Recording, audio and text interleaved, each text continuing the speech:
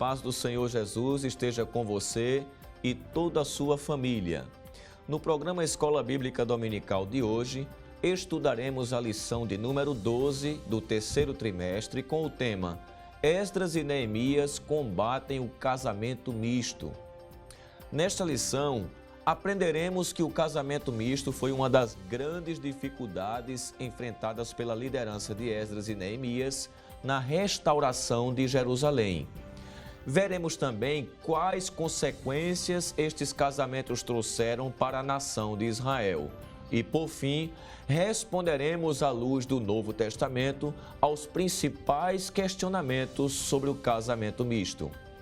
Quer aprender mais sobre este importante assunto? Então permaneça assistindo o seu programa Escola Bíblica Dominical.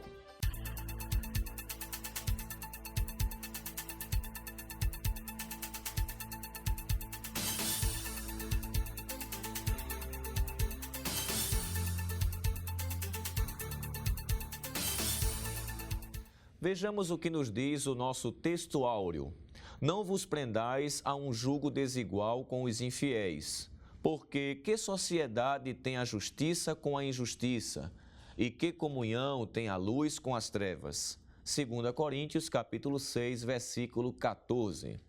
A verdade prática nos diz: o lar foi instituído por Deus para ser uma bênção, desde que seja observada a orientação divina na sua formação. O objetivo geral desta lição é salientar o perigo das uniões ilícitas. Os objetivos específicos são 5. Primeiro, apresentar o combate de Esdras e Neemias com o casamento misto. Segundo, explicar o porquê de um judeu não poder se casar com uma pagã. Terceiro, destacar a sobrevivência do povo judeu. Quarto, aconselhar a respeito do casamento de crentes. Quinto e último, incentivar a espera em Deus. A leitura bíblica em classe para a lição de hoje está escrita em Esdras, capítulo 9, versículo 1 a 4, e em Neemias, capítulo 13, versículo 23 ao 26, capítulo 9, versículo 38, capítulo 10, versículo 1 e ainda os versículos 29 e 30. Acompanhe conosco.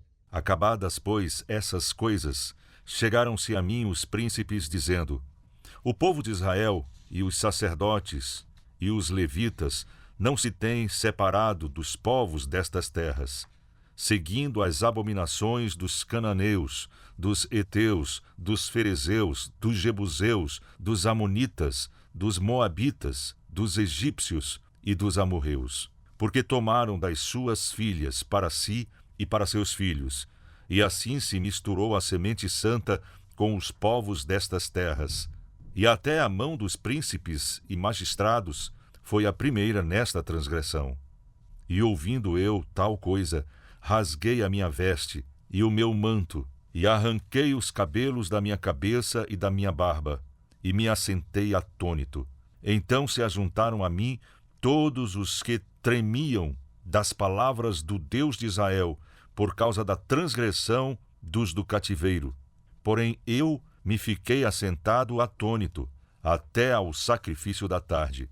Vi também naqueles dias judeus que tinham casado com mulheres asdoditas, amonitas e moabitas, e seus filhos falavam meio asdodita, e não podiam falar judaico, senão segundo a língua de cada povo, e contendi com eles, e os amaldiçoei, e espanquei alguns deles, e lhes arranquei os cabelos, e os fiz jurar por Deus, dizendo: não dareis mais vossas filhas a seus filhos, e não tomareis mais suas filhas, nem para vossos filhos, nem para vós mesmos. Porventura não pecou nisso Salomão, rei de Israel, não havendo entre muitas nações rei semelhante a ele, e sendo amado de seu Deus, e pondo-o Deus rei sobre todo Israel? E contudo, as mulheres estranhas o fizeram pecar. E com tudo isso, fizemos um firme concerto, e o escrevemos e selaram-no os nossos príncipes, os nossos levitas e os nossos sacerdotes.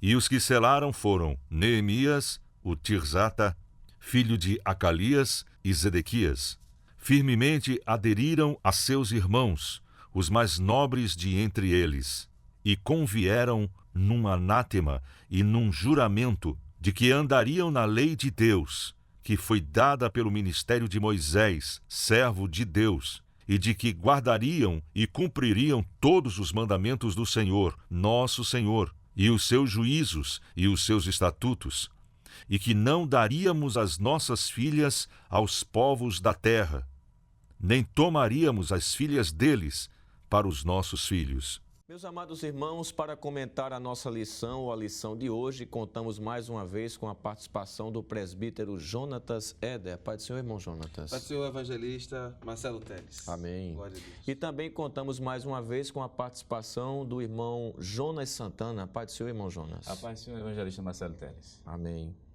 Meus amados irmãos, esta semana estamos estudando a lição de número 12, não é? Que será trabalhada no próximo domingo, se Deus assim nos permitir. E já estamos próximos, né, à conclusão do nosso trimestre com o tema Esdras e Neemias combatem o casamento misto. Este trimestre que tem sido uma bênção para todos nós, para a nossa família.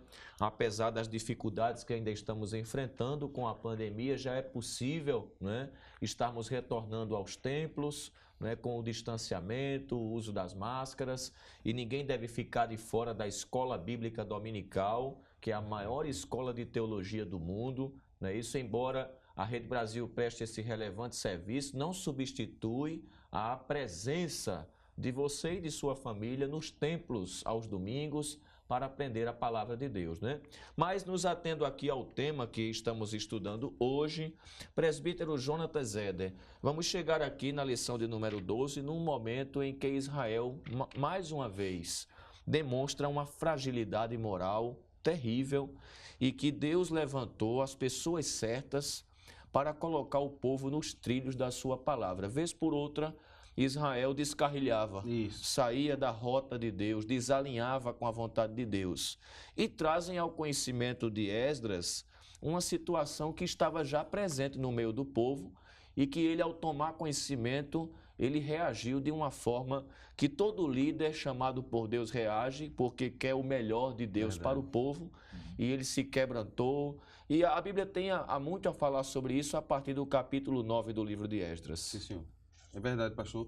E a beleza desse texto, não é, para os irmãos que estão estudando, é essa problematização do casamento misto. Lembrando, como disse o evangelista Marcelo, o povo de Deus tem esse problema e, geralmente, os problemas surgem desse tipo de união.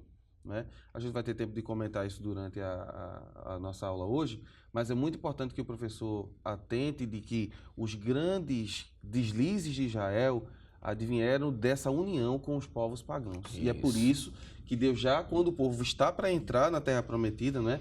A gente vai ter tempo de ver, Deuteronômio capítulo 7, Deus disse, olha, quando entrarem, não se aparentem com esses povos, porque eles vão fazer vocês desviarem o seu coração de mim. Não é isso, pastor? Com certeza. E a gente percebe que a palavra-chave do comentário da lição, embora a lição não destaque ela, mas ela tem um fator preponderante no comentário hoje. Essa expressão misto, que ela não faz parte do nosso vocabulário, senão a palavra misturado. Literalmente, irmão Jonas, é essa expressão misturado que Deus condena. Deus é contra a mistura em todos os sentidos. Realmente, ministro, o que está se falando, na verdade, é da mistura. É isso que está se condenando.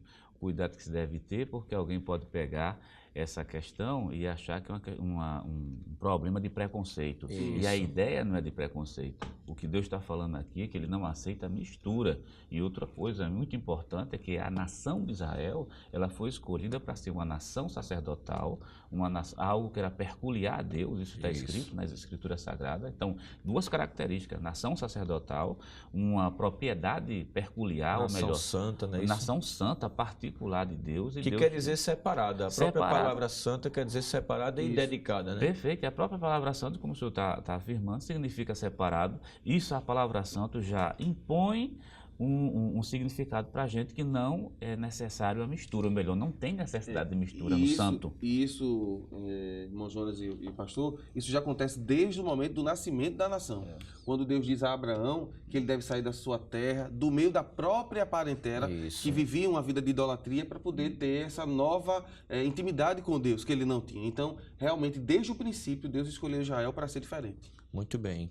E chega ao conhecimento de Esdras, presbítero Jonatas Éder, de um problema que estava acontecendo no meio do povo. Verdade. Né? Haviam hebreus, haviam judeus, melhor dizendo, que após o retorno da Babilônia, casaram-se com mulheres pagãs, com mulheres de outras culturas, né? E casando-se não era apenas uma união física. Sim. É isso que as pessoas precisam entender e o professor deve destacar em sala de aula. Casamento não é só uma união física, é uma união também de crenças, de famílias, de famílias, de costumes. O que a pessoa gosta passa a ser também algo que o outro vai gostar.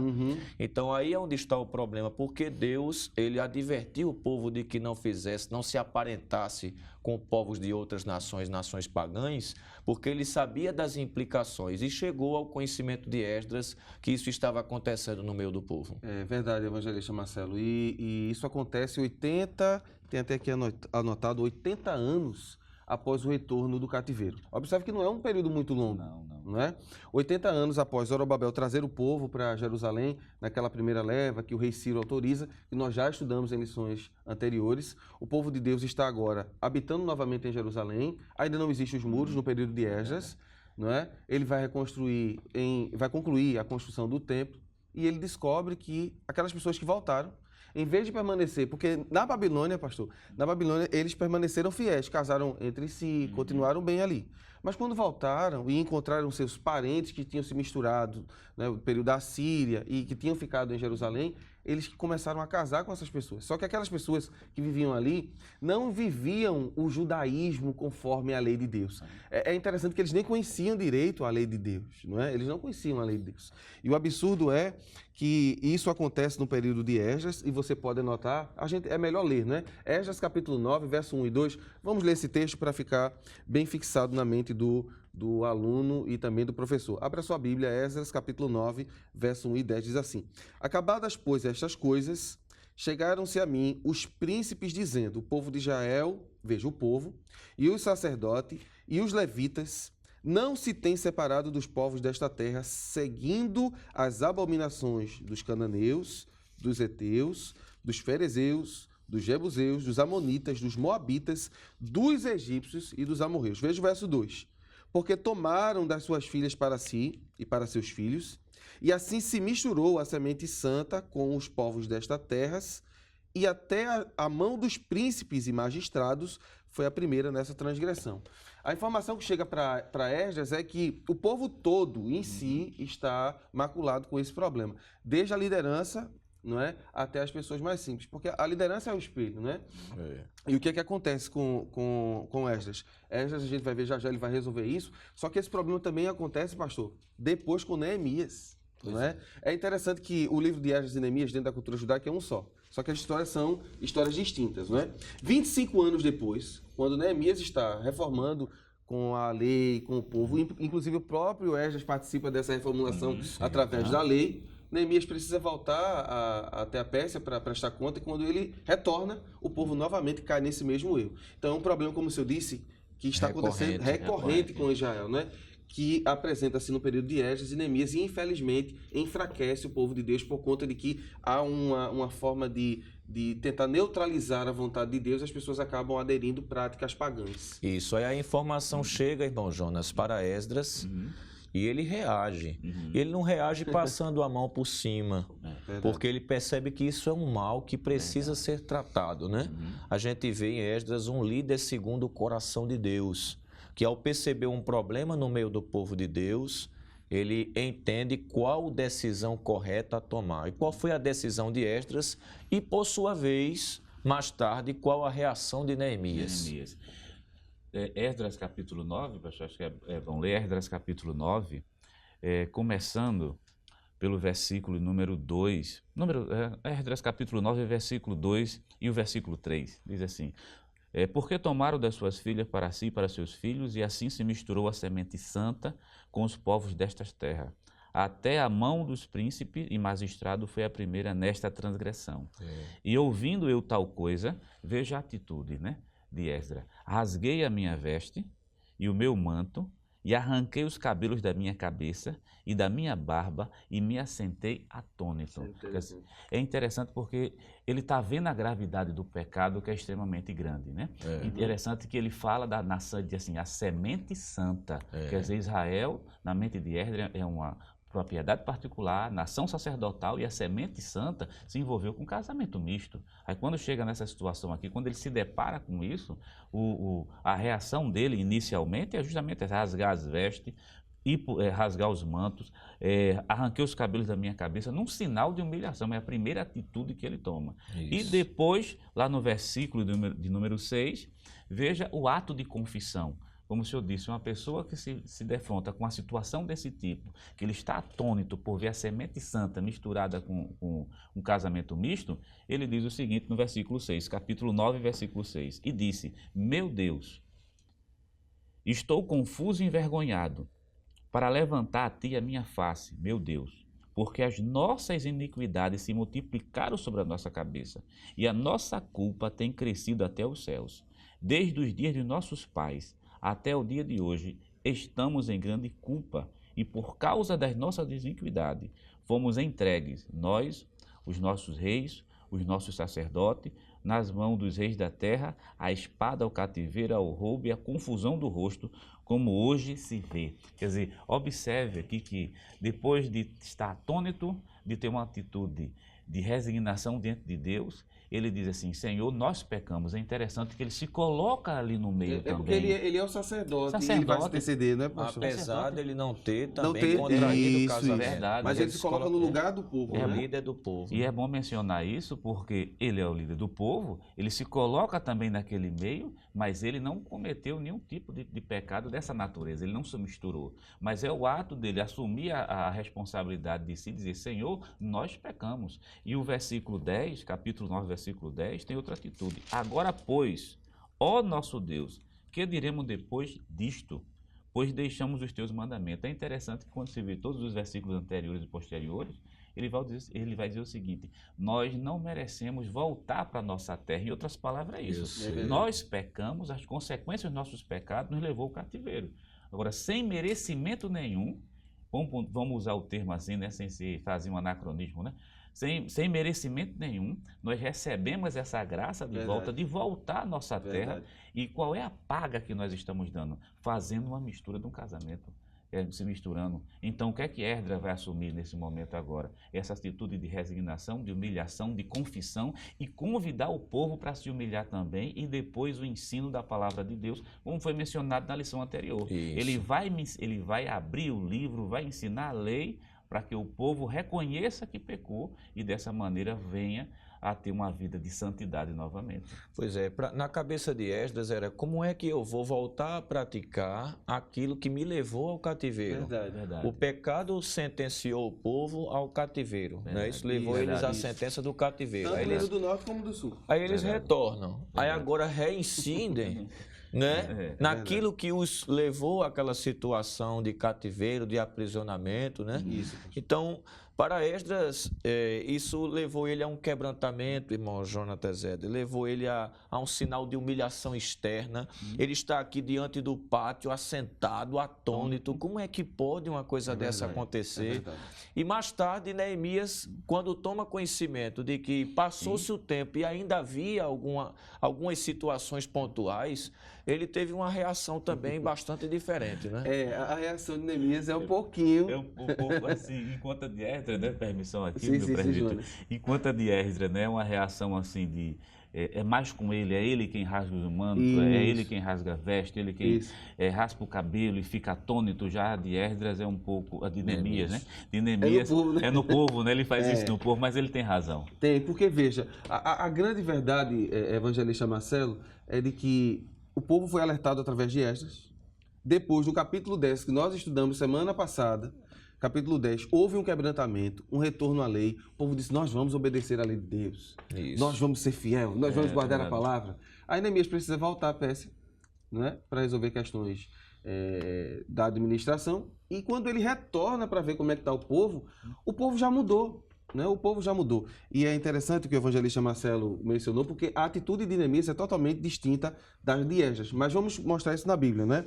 Neemias capítulo 10, e a gente vai explicar por que ele também fez isso, né? Neemias capítulo 10 e o versículo de número 30. Abra a sua Bíblia, nós estamos estudando a palavra de Deus. Veja o que diz a Bíblia nesse texto, né? 10 e 30. Vocês disseram, né? E que não daríamos as nossas filhas aos povos da terra, nem tomaríamos as filhas dele para os nossos filhos. Isso aqui é o juramento que o povo fez. Agora vamos para o capítulo de número 13, para a gente ver a atitude de Neemias. No versículo 25, veja, depois que ele relembra, né? Versículo 25, diz assim a palavra do Senhor.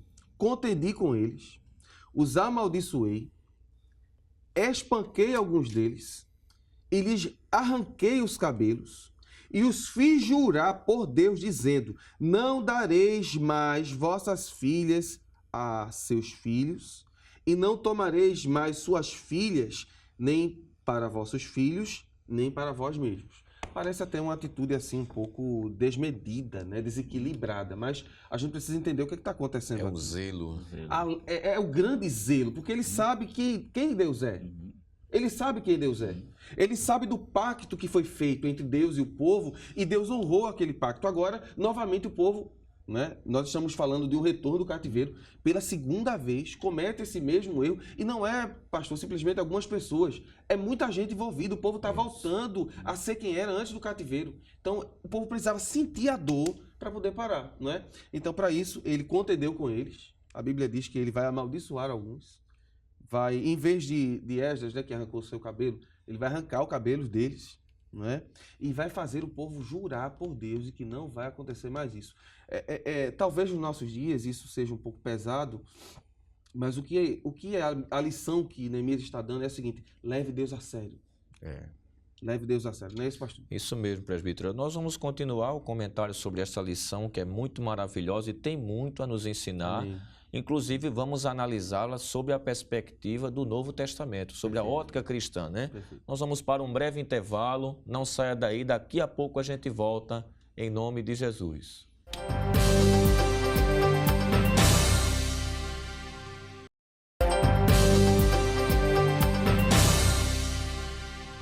Bem, meus amados irmãos, estamos de volta com o programa Escola Bíblica Dominical. Nesta ocasião, estudando a lição de número 12 do nosso trimestre com o tema Esdras e Neemias combatem o casamento misto. No primeiro bloco, nós trouxemos aqui uma definição do que significa a palavra misto, que quer dizer literalmente misturado, e aplicamos a definição ao contexto da lição, que diz respeito à informação que trouxeram a Esdras, né, de que havia entre o povo aqueles que retornaram do cativeiro babilônico e haviam casado com pessoas de outras nações que não eram necessariamente da linhagem de Israel. E assim fazendo, perverteram ou tornaram obsoletas as recomendações que Deus havia estabelecido no Antigo Testamento. Quando tomou conhecimento, Esdras caiu de joelhos, puxou seus próprios cabelos como sinal de humilhação e de repúdio àquela atitude pecaminosa. E agora nós vamos destacar que após ele tomar essa decisão, que mais tarde Neemias também vem tomar uma decisão bastante severa por causa de ele reconhecer a gravidade do pecado e achando-se um pai da nação, não é isso? E o pai repreende os filhos, ele chega até a agredir alguns daqueles que vieram a cometer esse pecado, mas Esdras leva o povo para perto de Deus. Sua atitude de comoção, de quebrantamento, confissão diante da casa do Senhor fez com que Israel parasse para pensar e reagisse positivamente ao clamor de um líder que queria reconduzir o povo de Deus ao caminho do Senhor. Irmão Jonas Santana, graças a Deus, o povo de Israel, mediante essa aflição de Esdras, reconheceu o seu pecado. Reconheceu o seu pecado, Esdras capítulo 10, né, deixando como referência aí para o professor, Esdras capítulo 10, do versículo 1 até o versículo 3, a gente vai encontrar Esdras abrindo o livro da lei, ensinando a palavra de Deus, e o povo vai sim reconhecer o pecado que cometeu. Isso. E inicialmente esse povo se compromete com Deus. É claro, como já foi mencionado aqui no bloco anterior, que vai ter uma recaída lá na frente, né? Mas inicialmente a palavra ela fez um efeito muito grande, de maneira que o avivamento que foi proposto naquele momento foi um avivamento que veio por intermédio da palavra, onde houve o abandono do pecado, né? É bom deixar isso claro. Isso. O avivamento veio por causa do abandono do pecado, veio porque foi necessário, e como foi necessário, principalmente o povo fazer uma dedicação mais intensa a Deus, buscar uma santificação. Isso foi o efeito da palavra que naquele momento foi ensinado por Esdras. Muito bem. O capítulo 10, irmão presbítero Jonatas demonstra a confissão do povo, não é isso?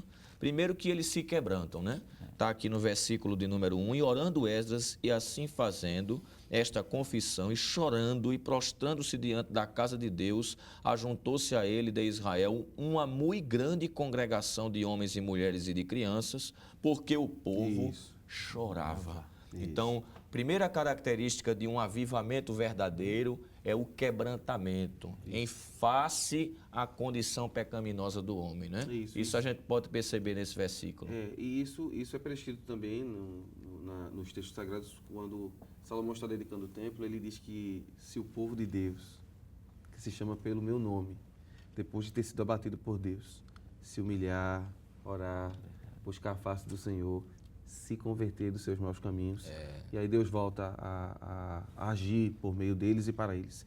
Esdras é um exímio ensinador da lei e também ele demonstra para o povo como é que deve ser o arrependimento.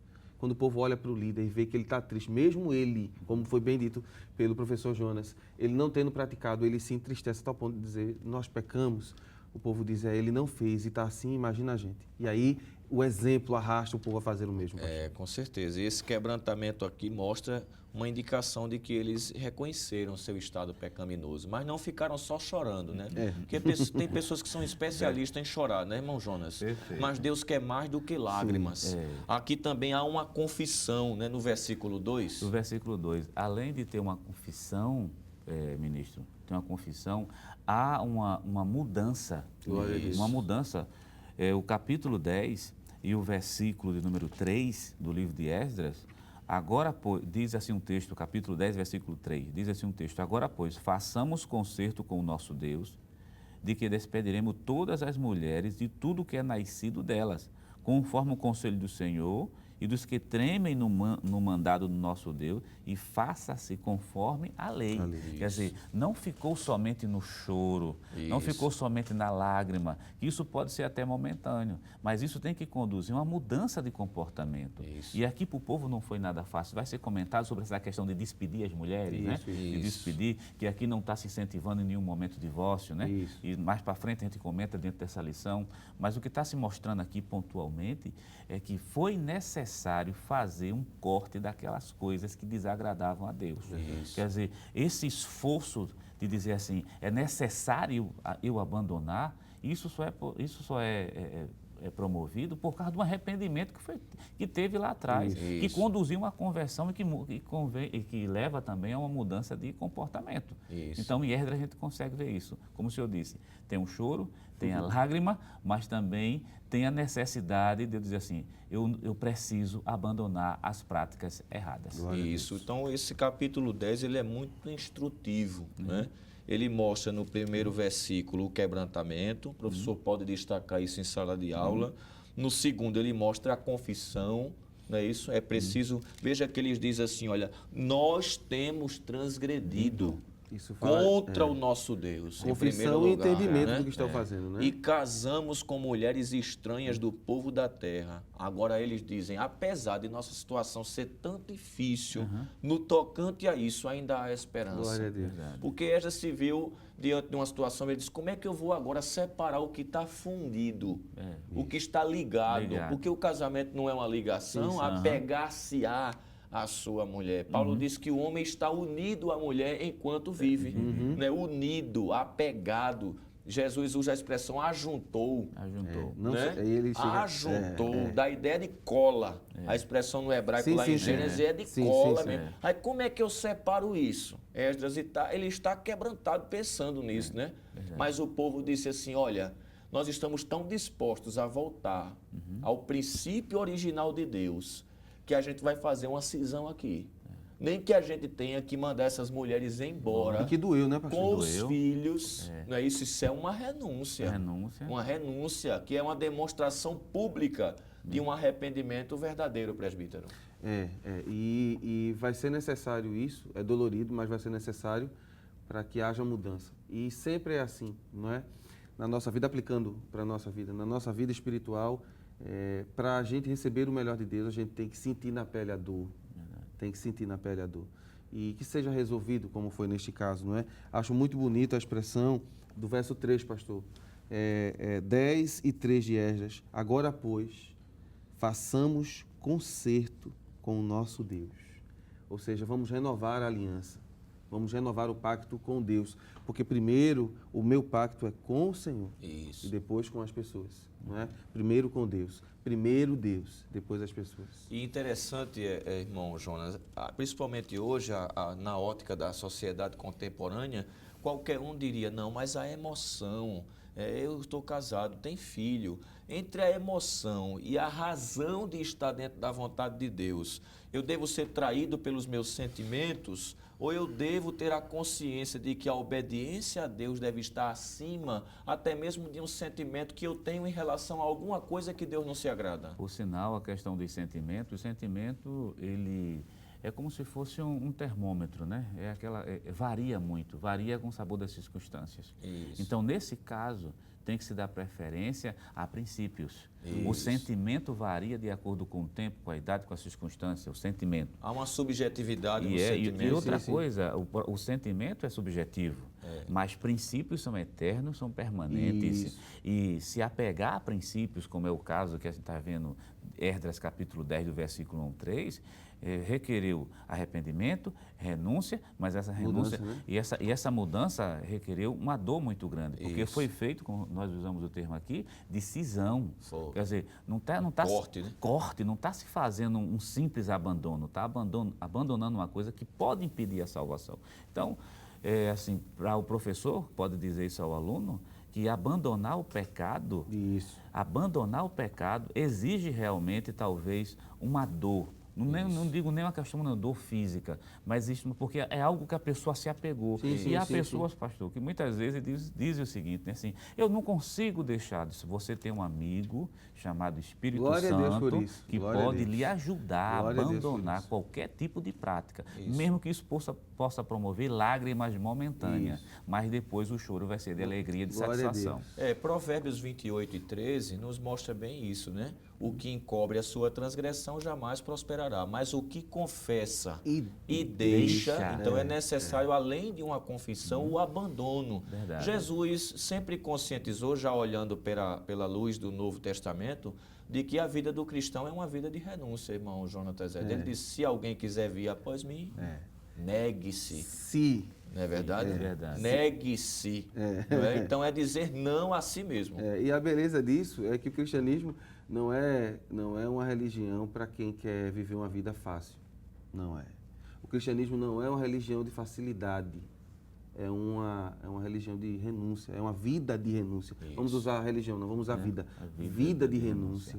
Porque dizer não para si, pastor, talvez seja a maior dor que alguém tenha que ter. Mas se for para agradar a Deus, é melhor estar com a cruz, não é, do que com um cobertor e queimar o resto da eternidade distante de Deus. Então, é melhor os princípios. Gostei muito quando o Jonas falou que princípios são inabaláveis. Isso. Não é, pastor? Inegociáveis. Inegociáveis. Então, princípios não se mudam. Sentimento, às vezes, eu lembrei de Jeremias. Jeremias disse que o coração do homem é enganoso. Isso. Verdade. Então, não confie no seu coração. confie nas Escrituras. A palavra de Deus tem o melhor para nós. E outra, e tem coisas que estão ao nosso alcance de abandonar. Né? Porque tem pessoas que dizem assim, não estou com isso, quando Deus quiser, Ele me liberta. É verdade. Mas aqui o povo, não é, irmão Jonas? É O verdade. povo é que diz, nós vamos despedir as mulheres com Isso. os filhos que tivemos com elas. Então, Verdade. isso tem coisa que está ao nosso alcance. Deus nos fez com capacidade, né? Com raciocínio, com vontade, com emoção. Então, primeiro, Deus não casou eles com essas mulheres. Verdade.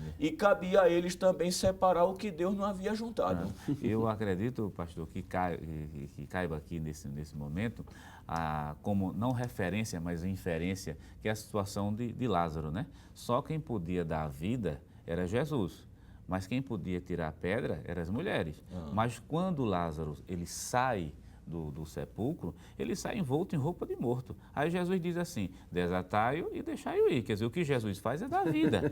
Mas a roupa de morto, Glória a a roupa de Deus, morto, glória a Deus. a roupa de morto, vamos dizer assim, tá aquela venda nos olhos, Sim, sim. aquela mão amarrada, aquele pé que talvez não queira caminhar tanto, isso aí é responsabilidade da Glória gente a tirar. Deus. Jesus disse, é com Glória a vocês, eu Deus. dou a vida. Então, como o senhor está dizendo, há coisas que estão ao nosso alcance Glória a e Deus. eu não posso me esconder naquela fala que diz assim, eu vou esperar Deus tirar de mim. Mas não é bem assim, né? Pois é. Busque a Deus que Ele vai lhe dar força para você Glória a abandonar. Deus por isso. Existe aí uma sinergia, uma cooperação, né? A santificação, ela não é só um ato divino. A santificação também requer a participação humana. O mesmo Deus de paz que santifica em tudo, na maioria das vezes em que o termo santidade é aplicado, está no imperativo como uma ordem. Né? O verbo no imperativo Sim, sim. expressa uma ordem. Na ordem. Não é isso? Sede santos, porque eu, Senhor, sou santo. Sede, está dando uma ordem, né? Também a gente vê em Hebreus 12, 14, seguir a paz com todos e a santificação. Seguir é ir atrás Isso. da santificação, é buscá-la, é procurá-la, não é isso? É persegui-la. Então, isso indica também a nossa participação, presbítero. Romanos 12 também fala sobre isso, né? Paulo diz assim, primeiro ele pede, Romanos capítulo 12, e verso 1 e 2, rogo-vos, pois, irmãos, pela compaixão de Deus, aí ele diz, que apresenteis os vossos corpos em sacrifício vivo, santo e agradável a Deus. Ou seja, é um pedido, Paulo está pedindo, mas ele diz assim, vocês é que têm que apresentar para Deus o seu corpo como um sacrifício, não mais morto, vivo, santo e agradável a Deus. Logo, a gente pode dizer assim, em linhas gerais, que esse casamento misto, em primeiro lugar, foi uma quebra do mandamento divino, irmão Jonas Santana. Perfeito. Foi uma quebra do mandamento divino, porque em Êxodo, capítulo de número 34, começando do versículo 11 até o versículo 16, queria pontuar somente alguns Sim. trechos, né? Isso. De Desse Êxodo, texto, né? desse texto, só uns trechos. Capítulo 34 do livro de Êxodo, começando do versículo 11 até o versículo de número 16, pontuar alguns trechos que diz assim, versículo 11, guarda o que eu te ordeno hoje, eis que eu lançarei de diante de ti os amorreus, e os cananeus, e os heteus, e os fariseus, e os aveus, e os jebuseus. Guarda-te que não faças concerto com os moradores da terra, aonde hás de entrar. Então já existia uma ordem divina para que o concerto não fosse feito entre Israel e as demais nações. Se o professor, você deve estar com a Bíblia aberta, Êxodo ainda, capítulo 34, e o versículo 16, a gente vê uma ordem expressa de Deus que diz assim, e não tome mulheres das suas filhas para os teus filhos e as suas filhas, prostituindo-se após seus deuses. Façam que também os teus filhos se prostituam após os seus deuses. Veja a preocupação de Deus. O concerto era somente entre Deus e Israel, não permitia nenhum tipo de concerto, ou melhor, de Paralelo, acordo, né? de aliança paralelo. Isso. E aqui a preocupação do casamento, diz assim, não casem com mulheres que sejam dessas nações, para que vocês não se prostituam. Veja que o termo prostituição que está sendo utilizado aqui é a prostituição cultural, Isso. porque esses casamentos iam conduzir, por sua vez, à idolatria. Isso. Se chega na idolatria, então chega todo tipo de prática pecaminosa. Isso. Então, quando Israel isso após o cativeiro, é uma coisa impressionante, né? Depois de 80 anos no cativeiro, e já tem um exemplo, porque o reino do norte foi levado cativo e não volta mais, aqui, por isso a preocupação de Esdras e por isso a preocupação de Neemias. Aí quando você chega do cativeiro, o povo tem as mesmas práticas. É como se ele estivesse dizendo assim, Deus nos deu uma segunda chance, a gente continua fazendo as mesmas coisas. Quer dizer, faz com Esdras, estabelece um concerto, quando chega com Neemias, só é necessário Neemias se afastar um pouco de tempo. Quando Neemias se afasta, o povo volta, na verdade, a fazer tudo novamente. Então, há quebra assim de concerto, e o concerto foi quebrado também no livro de Esdras e no livro de Neemias. Por isso o esforço de Esdras e Neemias para reerguer e refazer o concerto novamente. Muito bem, essa proibição do casamento com mulheres estranhas ou homens estranhos, né? Ela tanto era uma quebra do concerto, do mandamento divino, quero dizer, como ia conduzir o povo à perda da identidade de nação santa. Sim. A gente vai continuar falando sobre este assunto, iremos para um breve intervalo. Daqui a pouco a gente volta, permaneça conosco.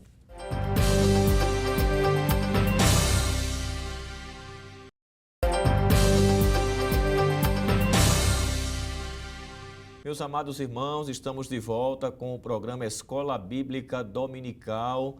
Nesta ocasião, estudando a lição de número 12, com o tema Esdras e Neemias combatem o casamento misto. Lição maravilhosa que está nos trazendo importantes informações do Antigo Testamento e ensinamentos, sobretudo, para a nossa vida espiritual. Já que estamos no terceiro bloco, queremos aqui rememorar o que vimos no segundo bloco. O povo de Israel, depois que voltara do cativeiro, passados anos, haviam transgredido contra o Senhor. Casaram-se, quero dizer, com mulheres estranhas. Isso chega ao conhecimento da liderança de Esdras, e Esdras conduz o povo ao quebrantamento, ao arrependimento. Ele mesmo faz isso, e o povo, constrangido diante do seu próprio pecado, imita o seu líder. Mas o povo não só se quebranta, o povo confessa o pecado e está disposto a abandonar. Esdras tinha consciência de quão mal era esse casamento misto. Em primeiro lugar, era a quebra do preceito divino. E em segundo lugar, que ficamos de meditar agora, isto ia levar aos poucos a nação santa a perder a sua identidade moral e a sua identidade espiritual. Presbítero Jonatas Eder, foi isso que Esdras temia e foi isso que várias vezes aconteceu, quando o povo se casou com povos estranhos, ou pelo menos aliançou-se com eles, perdeu a identidade que Deus queria que eles tivessem. Infelizmente, pastor, e essa é uma realidade muito triste, porque tem um texto, não é, que a gente precisa ler, Neemias, abra sua Bíblia, capítulo 13, e o versículo 24, que diz assim a palavra do Senhor: seus filhos, ou seja, os filhos dessa união, falavam meio asdodita e não podiam falar judaico senão segundo a língua de cada povo. Então, a influência não foi do judeu para os povos, e sim o contrário, né? Quando a gente fala da perca da língua para um judeu, isso é uma coisa absurda, porque a língua fala da identidade do judeu, não é? Por exemplo, quando é citado na Bíblia, Daniel capítulo 1 e verso 4, que tentam mudar os nomes dos servos de Deus ali, é uma tentativa de mudança de identidade, para que eles perdessem a sua identidade, porque quando se fala um nome em judaico, ou na maioria das vezes, aquele nome remete-se a alguma coisa para Deus. E o que está acontecendo aqui nesse momento? Infelizmente, o povo está perdendo esse equilíbrio, perdendo a sua marca, descaracterizando-se, né? E isso confirma aquilo que Deus disse em Deuteronômio. Eu vou ser rápido porque esse bloco é menor. Capítulo 7 e o verso 4. Veja o que diz a Bíblia em Deuteronômio 7:4. Pois elas, as mulheres, né, ou os homens, fariam desviar teus filhos de mim, para que servissem a outros deuses, e a ira do Senhor se acenderia contra vós e depressa vos consumiria. Essa é a grande verdade. Quando há essa quebra dessa aliança que a gente tratou do primeiro bloco, e agora a perca da identidade, a ira de Deus se levanta. E é por isso que é tão combatida, pastor, tanto por Esdras como por Neemias. E, consequentemente, irmão Jonatas, leva essa família à apostasia, que é o abandono consciente e premeditado da fé em Deus ou em Cristo. Ou em Cristo. Perfeito. Temos alguns exemplos que podemos citar aqui, né? Isso. Exemplo é o caso do rei Acabe, por exemplo. É o clássico, né? É o clássico, né? Do rei Acabe, por exemplo, o professor da escola dominical, ele pode verificar isso no primeiro livro de Reis, do capítulo 16, do versículo 31 até o versículo 33, que você vai ter justamente Acabe, que se envolve com Jezabel, que é de outra nação, e ela irá conduzir, não é somente o rei Acabe, ela vai conduzir toda a nação à apostasia. Há um ponto interessante também, antes de falar de Salomão, porque Israel passou 400 anos no Egito, no 400, mas enquanto eles estavam entre eles, se conservou a língua e se conservou a nação, né? Isso. Entrou o casamento misto, dentro de 80 anos, se perdeu a língua, o povo não falava mais judaico. Né? Ou seja, se conservaram em identidade fora de Israel e se perderam e se misturaram dentro de Israel. E assim, o casamento misto desagrega tudo rapidamente. Aí o caso de Acabe, por exemplo, é um caso desse, casamento misto. E o outro, um caso que até Neemias menciona, que é o caso de Salomão. Ele diz claramente assim, que o coração de Salomão foi afetado pelas mulheres, por sua vez ele foi conduzido também à idolatria. O professor pode verificar isso em Neemias capítulo 13 e o versículo 26 e 1 Reis, primeiro livro de Reis, capítulo 11, do versículo 1 ao versículo 8. A gente poderia citar também, para enriquecer ainda mais o professor no comentário em sala de aula, o caso de Sansão. Sim. Não é verdade? Que se apaixonou por uma filisteia, uma das filhas de Tímina. Isso. Né? E ele, quando viu aquela moça bonita, né? Porque alguém pode dizer, mas a moça que eu estou olhando, ela não é crente, mas é bonita. Isso. Ela não é crente, mas ela é rica. Ela não é crente, mas é educada. Mas não é crente. Mas não é crente. Não é verdade? É bonita, é rica, é educada, mas não é crente. Então, o que é que pesa mais aí? É a beleza? É a condição financeira? É a educação, que a gente não pode deixar de admitir que existem famílias que, embora não cristãs, embora não sirvam a Deus, criam seus filhos de forma educada, pagando até colégios caros para que ele tenha uma boa formação, mas o critério é que a pessoa não serve a Deus, também não serve para casar com um crente. Simples assim, não é? No entanto, Sansão traz a informação para os pais e o pai o que é que diz? Meu filho, não tem filhas dentro do nosso povo, mulheres dentro do nosso povo, com quem você venha casar? Aí ele diz, mas essa é que agrada aos meus olhos. Então, praticamente ele colocou de lado o preceito divino e preferiu agir segundo o seu coração. E o resultado, todos nós sabemos, não é? É um casamento que trouxe perturbação e levou Sansão a cair diante dos seus inimigos. Verdade. Então, agora, presbítero Jonatas Zeder, analisada essa questão pontual no Antigo Testamento, do casamento misto e da decisão do povo em pecado de separar-se das mulheres com quem eles haviam casado, inclusive já tinham filhos, eles tiveram que despedir-se delas, né? Vamos usar uma expressão aqui, divorciar-se delas, né? Repudiá-las junto com os filhos, chorou a mãe lá, chorou o pai aqui, chorou os filhinhos, mas tiveram que fazer para se alinhar à vontade de Deus. Sobre a ótica cristã, como deve se comportar o jovem cristão solteiro que pretende com certeza se casar? Ele deve conservar o princípio de que, sendo um jovem, deve procurar uma jovem crente e vice-versa para construir o seu lar? Isso. A beleza da realidade do casamento é que é algo que Deus vai unir, não é? Deus vai unir. E Deus não gostaria de unir um filho seu, uma filha sua, não é o preceito divino, com uma outra pessoa que não é filho ou filha de Deus. Eu anotei aqui uma frase muito bonita que eu vi desses dias, quando estudava a lição. Alguém disse assim, não procure alguém que não ama o seu Deus. Isso é muito bonito. Não procure alguém que não ama o seu Deus. O apóstolo Paulo, pensando nisso, pastor, ele em 2 Coríntios, capítulo 6, o verso 14, se você puder abrir sua Bíblia, é muito importante esse texto. Isso. Paulo vai dizer o seguinte, veja o que diz a Bíblia, não vos prendais a um jugo desigual com os infiéis, porque que sociedade tem a justiça com a injustiça? E que comunhão tem a luz com as trevas? Verso 15, que concórdia há entre Cristo e Belial? Ou que parte tem o fiel com o infiel? Então, conselho para os jovens, não é? A gente está correndo por conta do tempo. Conselho para os jovens que ainda estão procurando. procure alguém que primeiro ame seu Deus. Isso. Porque se essa pessoa não ama o seu Deus, ela talvez não ame você. Talvez sinta uma atração, alguma coisa do tipo, mas não vale a pena.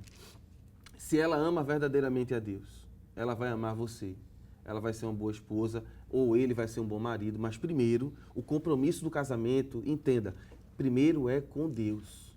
Não é? Eu me lembro, há 10 anos atrás, quando subi ao altar com minha esposa, a palavra que o pastor ministrou era sobre isso, o compromisso com Deus, diante de Deus, e agora com a esposa e diante da família.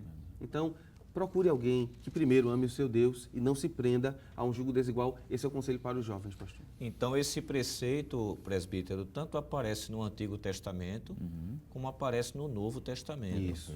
De que o cristão, o servo de Deus, ele deve, quando desejar casar-se com alguém, optar por seguir o mandamento de Deus, casando-se com alguém que também professa a mesma fé, não é verdade? Com alguém que também serve a Deus, irmão Jonas. Isso está claro à luz do Novo Testamento. Está claríssimo à luz do Novo Testamento. O versículo base, que justamente já foi citado pelo nosso presbítero aqui, 2 Coríntios, capítulo professor da escola dominical, tem que ter isso deixar esse versículo muito bem evidente, que é justamente 2 Coríntios, do capítulo de número 6 e o versículo de número 14.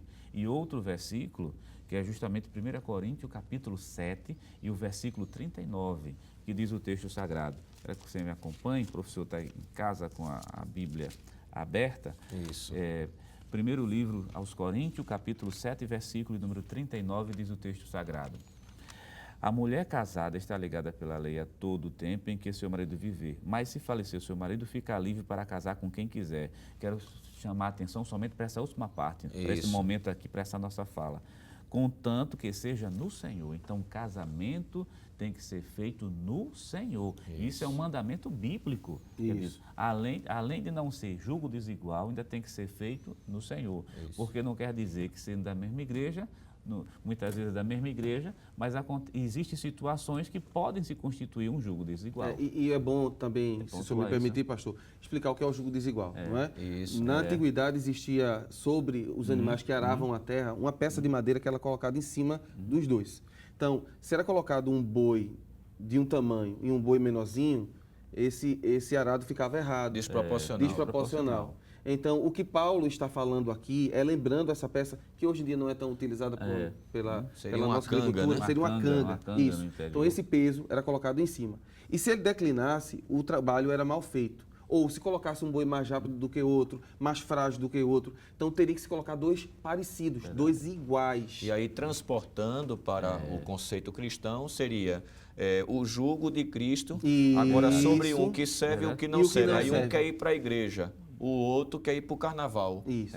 Não é isso? E um quer a santificação, coisas, né? o outro quer ir para a bebida. Aí, veja, é uma luta, né? É uma divisão dentro do lar. Né? Isso. Agora, a gente analisou essa questão do princípio divino do Antigo e do Novo Testamento com alguém que seja no Senhor. Estamos falando de alguém solteiro, que quando opta por casar, decidir escolher alguém que professa a mesma fé. Ok.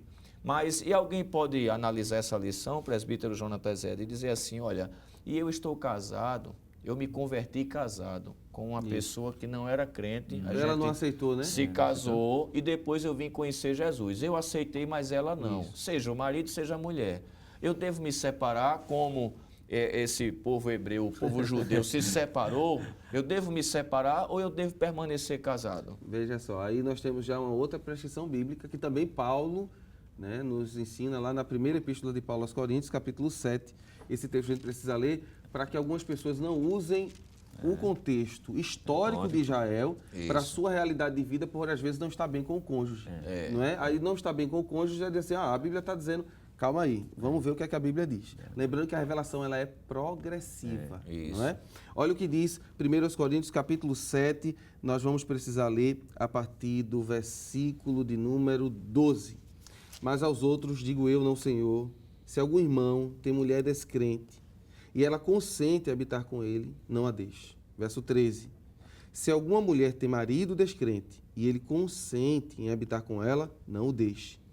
E aí a beleza, verso 14.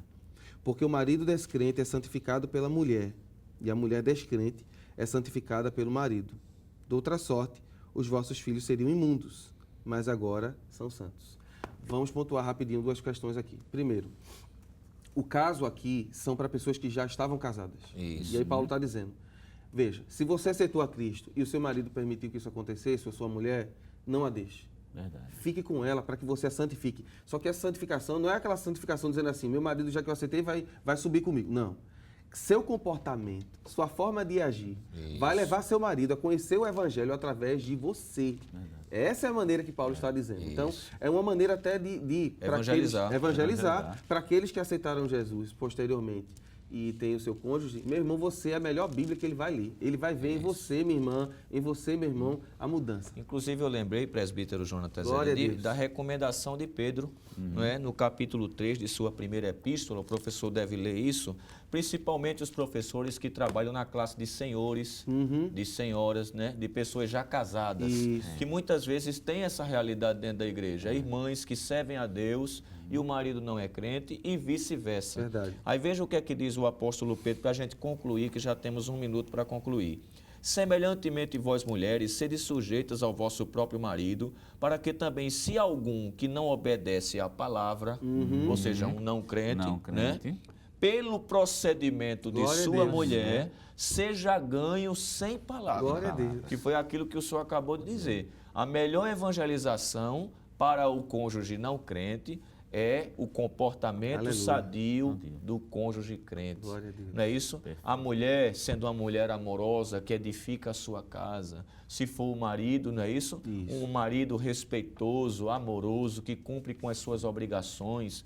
Aí o cônjuge vai ver que ele era um tipo de marido ou um tipo de mulher antes do Evangelho e mudou para melhor depois do Evangelho. Glória a Deus por E o isso. nome do Senhor Glória a Deus. é glorificado. Não é? Então a Bíblia é clara sobre isso, não diz para despedir, senão de que se o esposo consente em viver, não se aparte dele. Glória a Deus por não é isso. verdade? E com o seu procedimento poderá, não quer dizer que vai, poderá conduzi-lo à conversão. Portanto, meus amados irmãos, a família decorrente do casamento é uma dádiva de Deus ao homem. Salmo 128. Logo, precisa ser valorizada e conservada sob a proteção divina. Que Deus guarde nossas famílias do fracasso espiritual, porque assim como um casamento na direção do Senhor possibilita uma felicidade sem limites, o casamento misto é uma porta aberta para a infelicidade. Que Deus continue nos abençoando, em nome de Jesus. Bem, meus queridos irmãos, depois de termos nos debruçado de uma lição tão preciosa como esta, nós vamos agradecer a Deus em oração. E nesta oração vamos incluir os objetivos da nossa campanha estadual e um deles é a oração por restauração das famílias. Deus é o Deus que salva, é o Deus que restaura casamentos, que traz os filhos que estão desviados de volta e edifica o lar sobre a rocha que é o nosso Senhor Jesus. Ore conosco. Pai amado, Pai santo, nós nos dirigimos à Tua presença no nome de Teu Filho amado Jesus. E Te damos graças por este dia, por esta oportunidade singular, em que, Senhor, debruçamos-nos diante da exposição da Tua Palavra, por meio da qual nos aproximamos mais de Ti, entendemos mais a Tua vontade e somos tocados pelo Espírito Santo a nos alinharmos ao Teu querer. Eu quero nesse instante Te agradecer pelos Teus servos que estão sendo alcançados pela Rede Brasil, pelas famílias que têm sido objeto e alvo do Teu carinho, do Teu cuidado. Estamos numa campanha estadual onde as famílias também, Senhor, se constituem num dos propósitos de oração. Continua abençoando esta irmã, Senhor, que tem um marido não crente. Conserva-a na Tua presença e salva esse cônjuge. Da mesma forma, ao contrário, salva esta esposa que o esposo está querendo ver a sua família Te servindo. Traz os filhos de volta. Glorifica o Teu nome, Senhor, nas famílias, edificando, restaurando e tornando cada vez mais esta instituição sagrada perene até que a morte separe.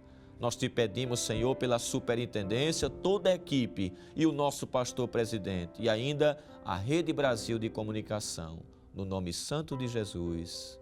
Amém. Chegamos ao final de mais um programa.